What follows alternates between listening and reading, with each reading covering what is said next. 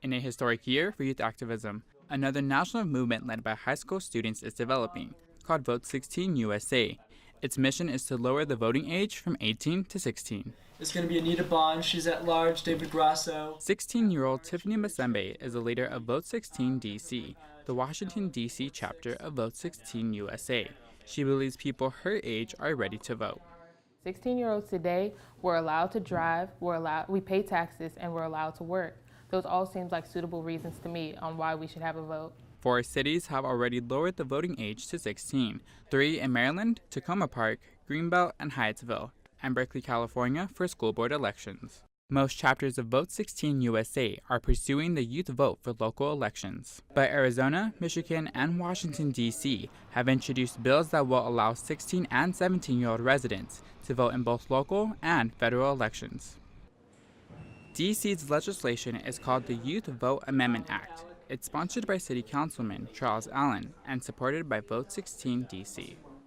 Well, if I can get you in high school starting to vote, when you're probably taking civics and government classes, and you're truly engaged, and I get you voting, more likely those 16 and 17-year-olds are going to be voting at age 18 and 20 and 22 and throughout their life.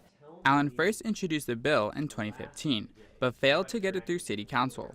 He says this time is different because of the increase of student involvement in movements such as Me Too and Never Again. When I introduced it in 2015, I had a lot of people frankly laugh at it. The power that we have seen over the last several months of 16, 17, 18-year-olds, the power of their voices to speak is what has changed people's minds. Allen reintroduced the bill this past April. The first City Council hearing on it took place at the end of June. By lowering the voting age to 16, you're giving more of a voice to the youth in D.C., especially those east of the river. I believe the youth are heavily affected by policies implemented in our communities. If the D.C. Council and Mayor approve the bill, it will have one more hurdle: congressional review. Because D.C. is not a state, but a district under federal control, Congress must approve any legislation proposed by the City Council.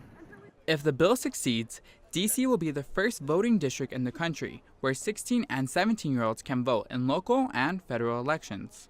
But even a lower voting age won't necessarily sway all young people to vote. Have you encountered students who are not interested in voting? The number one answer that they give me when I ask them why don't they believe in this is because they say nobody's going to listen to us. Once they extend the voting laws to us, then politicians and council members, they have to come to us because we matter then. They have to have our vote.